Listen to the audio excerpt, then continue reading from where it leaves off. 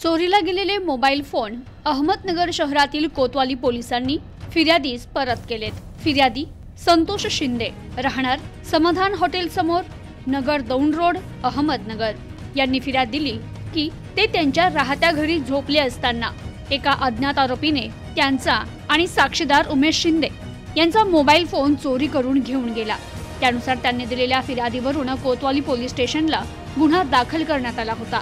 गुन्हा दाखल झाल्यानंतर संबंधित गुन्ह्यातील आरोपी सचिन दाते याला पोलिसांनी मोठ्या शिताफीने त्याचा शोध घेत त्याला ताब्यात घेत त्याच्याकडून फिर्यादी आणि साक्षीदार यांचे 4 मोबाईल फोन आणि वापरात असलेली मोटरसायकल हिरो होंडा स्प्लेंडर असा 31,000 रुपये किमतीचा ऐवज पोलिसांनी जप्त केला आणि संबंधित मोबाईल फोन हे फिर्यादीस परत केले।